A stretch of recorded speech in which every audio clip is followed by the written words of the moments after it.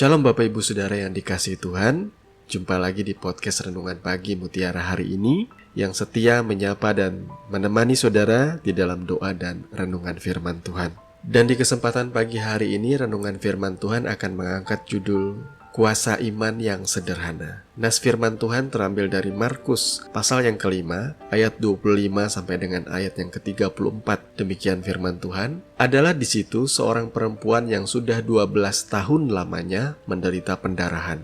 Ia telah berulang-ulang diobati oleh berbagai tabib, sehingga telah dihabiskannya semua yang ada padanya. Namun sama sekali tidak ada faedahnya. Malah sebaliknya, keadaannya makin memburuk. Dia sudah mendengar berita-berita tentang Yesus, maka di tengah-tengah orang banyak itu, ia mendekati Yesus dari belakang dan menjamah jubahnya. Sebab katanya, asal kujamah saja jubahnya, aku akan sembuh. Seketika itu juga berhentilah pendarahannya dan ia merasa bahwa badannya sudah sembuh dari penyakitnya. Pada ketika itu juga, Yesus mengetahui bahwa ada tenaga yang keluar dari dirinya. Lalu ia berpaling di tengah orang banyak dan bertanya, "Siapa yang menjamah jubahku?" Murid-muridnya menjawab, "Engkau melihat bagaimana orang-orang ini berdesak-desakan dekatmu, dan engkau bertanya, siapa yang menjamah aku?" Lalu ia memandang sekelilingnya untuk melihat siapa yang telah melakukan hal itu. Perempuan itu yang menjadi takut dan gemetar ketika mengetahui apa yang telah terjadi atas dirinya, tampil dan tersungkur di depan Yesus dan dengan tulus memberitahukan segala sesuatu kepadanya. Maka katanya kepada perempuan itu, "Hai anakku, imanmu telah menyelamatkan engkau. Pergilah dengan selamat dan sembuhlah dari penyakitmu." Amin. Sebelum saya melanjutkan pembahasan kita mengenai kuasa iman yang sederhana ini, saya ingin memberitahu kepada setiap kita satu hal ini. Di masa itu, Yesus berinkarnasi menjadi seorang anak manusia, yang artinya bahwa keberadaannya itu dibatasi oleh yang namanya tubuh dan daging. Sehingga pelayanannya itu hanya berfokus ke kota demi kota, tempat demi tempat yang ia kunjungi. Setelah Yesus bangkit dari maut dan ia naik ke surga, kehadiran Tuhan tidak lagi dibatasi oleh yang namanya tubuh dan daging. Sehingga kita bisa tegaskan, Tuhan adalah pribadi yang omnipresence. Dia bisa hadir di mana saja dan kapan saja. Bahkan Tuhan saat ini sedang ada dekat dengan kita. Sebagai orang percaya, saya selalu menekankan kepada jemaat bahwa kesembuhan itu harusnya menjadi bagian hak yang kita terima dari Tuhan, karena Ia sudah mematahkan setiap kutuk sakit penyakit di atas kayu salib. Dengan beragam dan berbagai cara kesembuhan yang terjadi di dalam pelayanan Yesus, itu menunjukkan kepada kita bahwa bukan soal bagaimana caranya kesembuhan itu terjadi, tetapi satu pribadi yang mengerjakan itu. Yang membuat seseorang sembuh dan dipulihkan ialah kuasa yang datangnya dari Tuhan kita Yesus Kristus. Di sini diceritakan ada seorang wanita, seorang perempuan yang sudah 12 tahun lamanya menderita pendarahan. Dan dikatakan di sini ia telah berulang-ulang diobati oleh berbagai tabib, sehingga telah dihabiskannya semua yang ada padanya, yaitu uang dan hartanya ia sudah habis-habisan. Namun sama sekali tidak ada hasil yang signifikan, tidak ada faedahnya, malah keadaannya semakin memburuk. Kemudian ia mendengar berita tentang Yesus. Dan seperti biasa ya, di mana ada Yesus, di situ akan ada kerumunan orang yang mencari dia, yang pengen mendengarkan khotbahnya, demikian juga begitu banyak orang yang pengen disembuhkan oleh dia. Tetapi wanita yang mengalami pendarahan 12 tahun ini, ia menyadari di tengah kerumunan orang itu, ia akan sangat sulit untuk mendapatkan perhatian dari Yesus.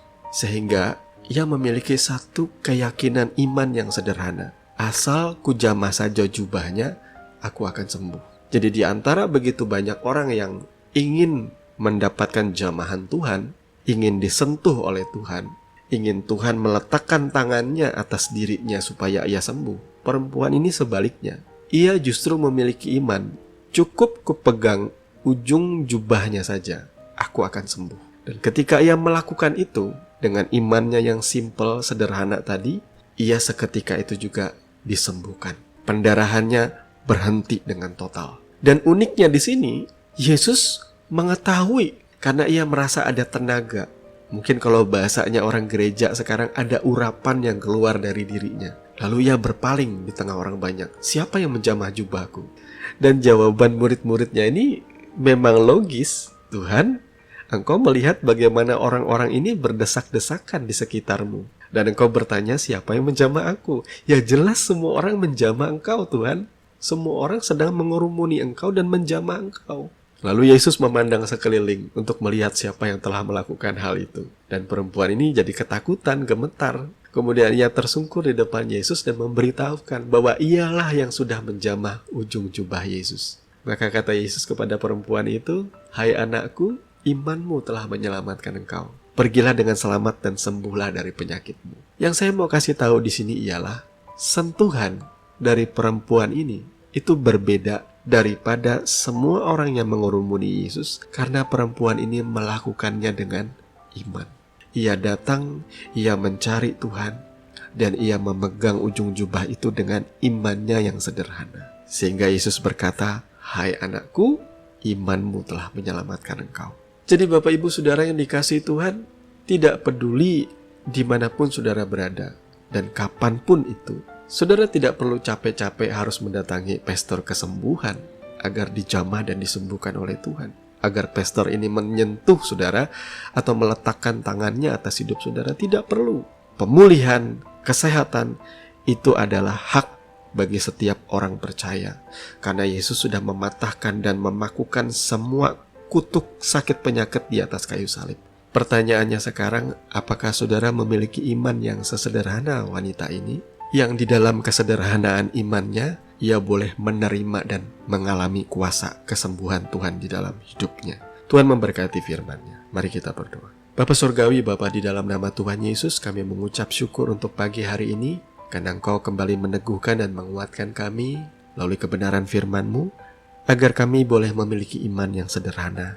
Kami datang kepadamu Tuhan, sumber segala kesembuhan dan pemulihan kami. Kami berseru berharap kepadamu.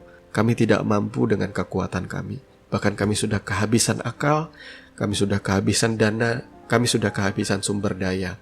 Tetapi kami tidak kuasa menyembuhkan diri kami sendiri. Di saat-saat ini Tuhan, kami berharap, kami berseru, kami menaruh harapan dan iman kami kepadamu. Tuhan Allah kami yang berkuasa menyembuhkan dan memulihkan hidup kami. Terima kasih Bapa. Kami mengucap syukur. Di dalam nama Tuhan Yesus kami berdoa. Haleluya. Amin. Bapak Ibu Saudara yang dikasihi Tuhan, demikian kebenaran firman Tuhan yang boleh kita sama-sama dengarkan di pagi hari ini. Kami percaya itu boleh menjadi dasar dan kekuatan di dalam kehidupan saudara. Sampai bertemu lagi di podcast Renungan Pagi Mutiara hari ini yang selanjutnya. Kasih karunia menyertai Bapak Ibu Saudara sekalian. Shalom.